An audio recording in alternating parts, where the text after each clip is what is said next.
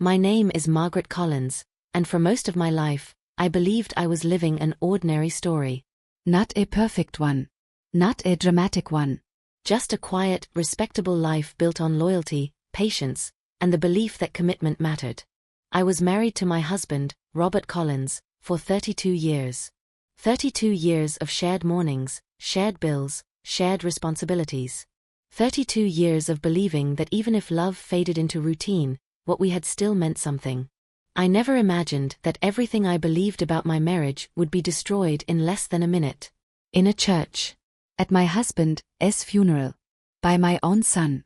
Before I tell you how that moment unfolded, I want you to understand something clearly. This is not a story about shouting or revenge in the traditional sense.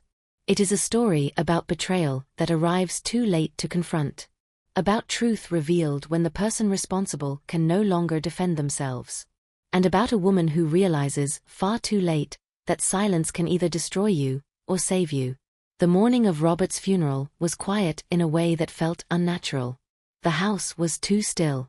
No sound of his coffee machine. No footsteps in the hallway. No absent-minded humming while he tied his shoes. Just silence. I stood in front of the bathroom mirror adjusting my black dress, my hands trembling slightly as I fastened the clasp at the back. It was not a dramatic dress. It was modest, simple, appropriate. I had always been good at being appropriate. I looked at my reflection and barely recognized myself. My face looked older than it had a week ago. Grief has a way of doing that. I whispered to myself, just get through today. That was my only goal. Get through the funeral. Get through the condolences. Get through burying the man I thought I knew. Our son, Ethan, was supposed to meet me at the church. He had insisted he would arrive early. Ethan had always been closer to his father than to me, and I assumed that was why he wanted to help. I took comfort in that thought. At least one of us still believed Robert deserved to be honored. The church smelled like lilies and old wood. That scent hit me the moment I walked inside, thick and heavy, like grief itself had a fragrance. People were already seated. Friends, co-workers, extended family. Faces I recognized from decades of shared holidays and polite conversations. They stood as I entered, offering quiet nods and whispered condolences. I am so sorry for your loss, Margaret. He was a good man. You were lucky to have him. Lucky. I nodded politely, thanked them softly, and made my way to the front row. That was where the widow was supposed to sit. Alone. Visible. Vulnerable. I glanced to my side. Ethan was not there yet. I checked my phone. No messages. I told myself not to panic. Everyone processes grief differently. Maybe he needed a moment. The organ music began to play, low and somber. The priest stood near the altar, shuffling his notes. The casket rested at the front, closed, surrounded by white flowers. I folded my hands in my lap and stared ahead, focusing on my breathing. Then the church doors opened. I turned instinctively. Ethan walked in. But he was not alone. A woman walked beside him, her hand resting lightly on his arm. She was tall, composed, wearing a black dress that fit her body effortlessly. Her hair was neatly styled. Her makeup flawless. She was not crying. That detail burned into me immediately. They walked down the aisle together, not slowly, not hesitantly, but with quiet confidence. People turned to look. Whispers rippled through the pews. Ethan reached the front row and sat down. Beside her. Not beside me. My heart began to race. I leaned toward him, lowering my voice. Ethan, I whispered, who is this? He stared straight ahead, his jaw tight. You will understand soon, he said. Soon. That word echoed in my mind as the service began. The priest spoke about Robert's life. His career. His dedication. His role as a husband and father. He used words like faithful and committed. I felt something twist in my chest. Halfway through the eulogy, Ethan stood up. I need to say something. The priest froze mid-sentence. The room went silent. Every head turned toward my son. My heart pounded as I reached for his sleeve, panic flooding my body. Ethan, I whispered urgently, please. Not now. He pulled away gently but firmly. Then he spoke. This woman, he said, placing his hand on the woman's arm, was my dad's true love. For a moment, I thought I had misheard him.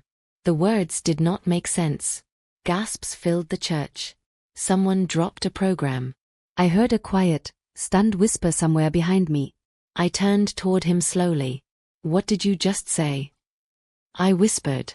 Ethan finally looked at me. His eyes were not angry. They were not cruel. They were resolute. You deserve to know, he said. Everyone does. The woman beside him stood. My name is Claire, she said softly.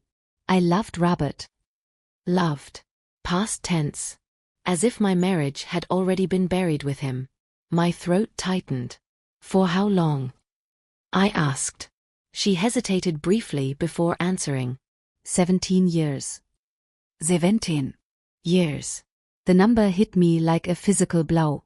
Longer than Ethan had been an adult. Longer than I had been telling myself our marriage was simply going through a rough phase. I looked around the church.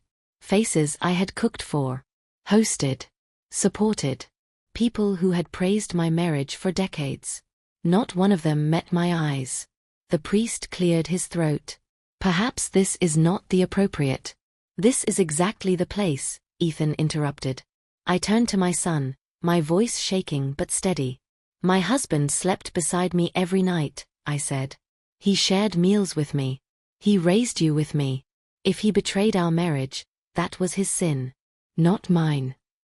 Ethan swallowed hard. He was trapped, he said. He stayed out of obligation. For you. Obligation. After 32 years. I felt something inside me collapse. I could have screamed. I could have confronted her.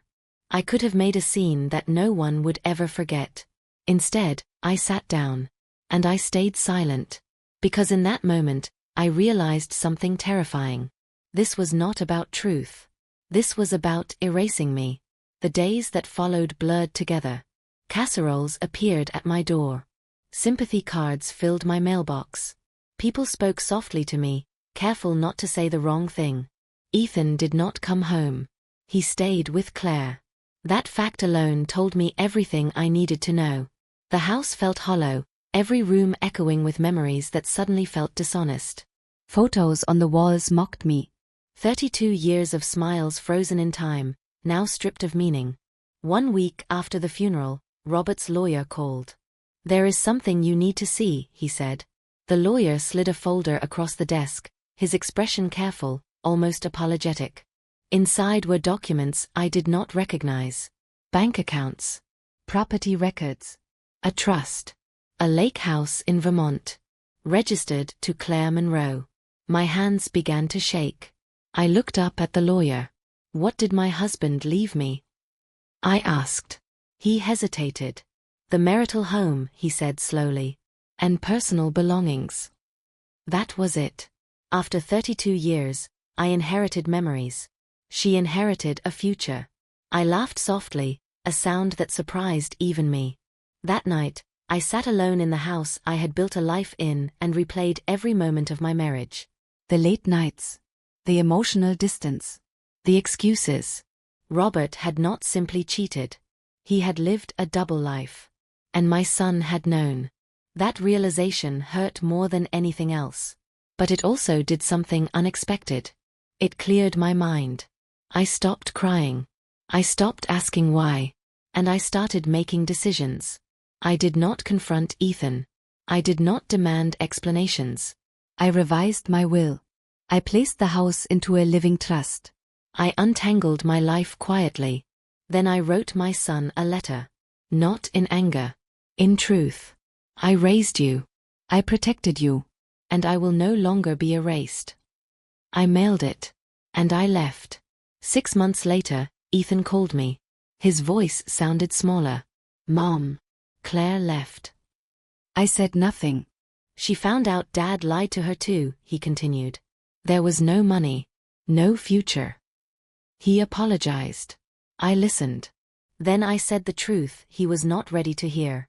You made your choice, I said. Now live with it. Today, I live by the ocean. I wake up to waves instead of resentment. I am not someone's obligation. I am not a placeholder. I am not a lie told too late.